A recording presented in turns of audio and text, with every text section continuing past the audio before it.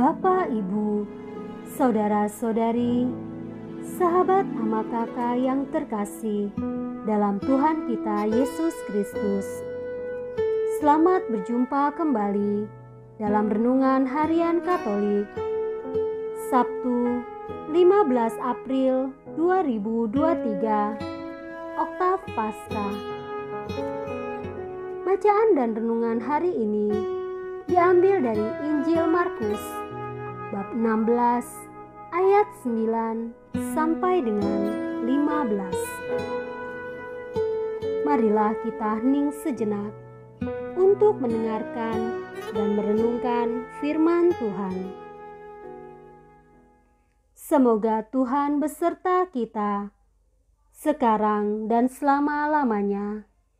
Inilah Injil Tuhan kita Yesus Kristus menurut Markus. Dimuliakanlah nama Tuhan. Setelah Yesus bangkit dari antara orang mati, pagi-pagi pada hari pertama minggu itu, ia mula-mula menampakkan dirinya kepada Maria Magdalena. Daripadanya, Yesus pernah mengusir 7 setan. Lalu perempuan itu pergi memberitahukannya kepada mereka yang selalu mengiringi Yesus dan yang pada waktu itu sedang berkabung dan menangis. Tetapi ketika mereka mendengar bahwa Yesus hidup dan telah dilihat olehnya, mereka tidak percaya. Sesudah itu, ia menampakkan diri dalam rupa yang lain kepada 2 orang dari mereka, ketika keduanya dalam perjalanan keluar kota. Lalu kembalilah mereka dan memberitahukannya kepada teman-teman yang lain, tetapi kepada mereka pun teman-teman itu tidak percaya. Akhirnya, ia menampakkan diri kepada ke-11 orang itu ketika mereka sedang makan, dan ia mencela ketidakpercayaan dan kedengkilan hati mereka.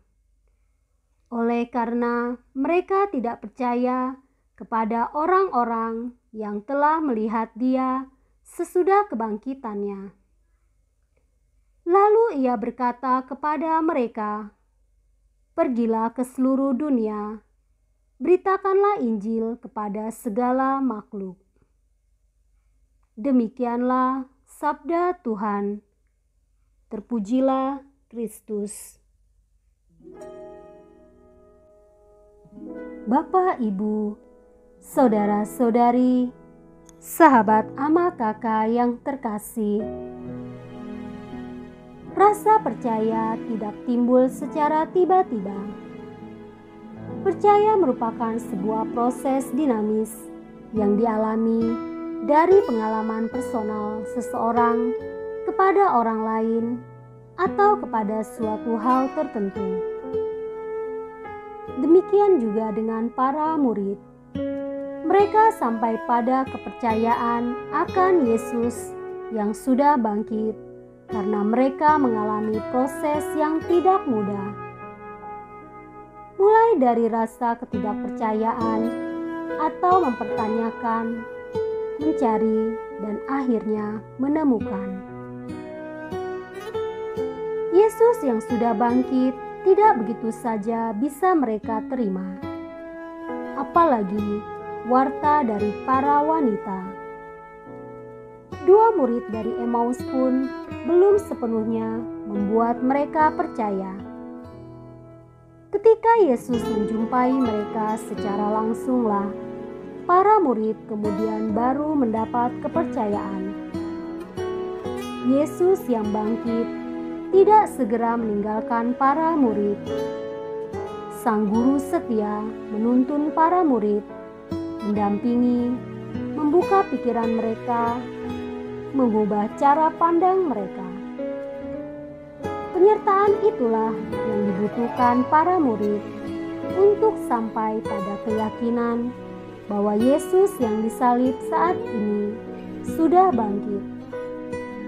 Dia adalah Tuhan dan Penyelamat manusia.